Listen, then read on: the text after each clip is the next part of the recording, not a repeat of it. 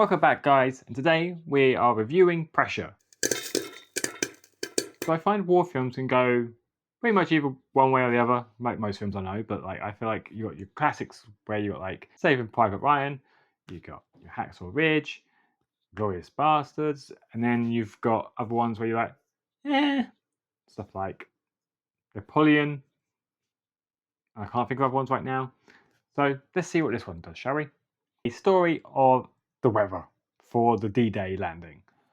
The concept sounds a bit meh.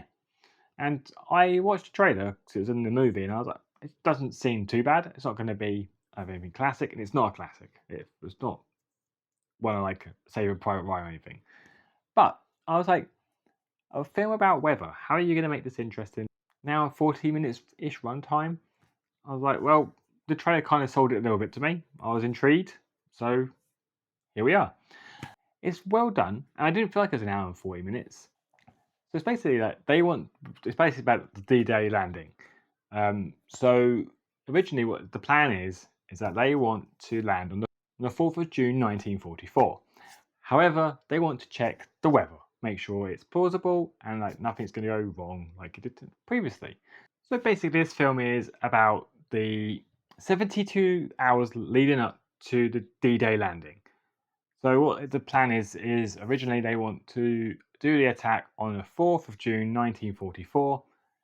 So they're going to get a couple of weather people. I think they've got one from America, and then they've got this other one from Britain, it's from Scotland, to come in and predict. They've got 72 hours to do it because they want to obviously attack on the Monday. So I think he comes in on the Friday, something like that. So it gives them 72 hours to decide, can we go through this or not? And it's basically, there's a bit of conflict between them two. One says, it's going to be a beautiful day, go for it. The other one's like, no. It's basically the pressure of this decision. Like, if he gets it wrong, then the people know that we're going to attack. And if we get it right, then he saved loads of people's lives. And it's basically about that. And it was a good story. And they pulled it off, in my opinion. The acting is absolutely fine.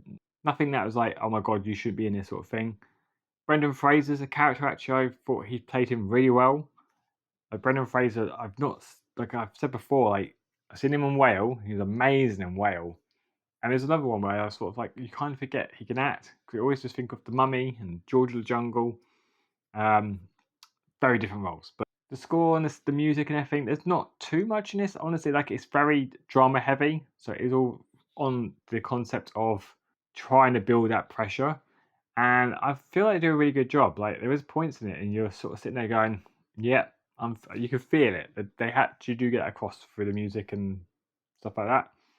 So I feel like in that sense, I did wonder how they're going to do that, because it could be a bit boring just watching, someone just go, especially about weather.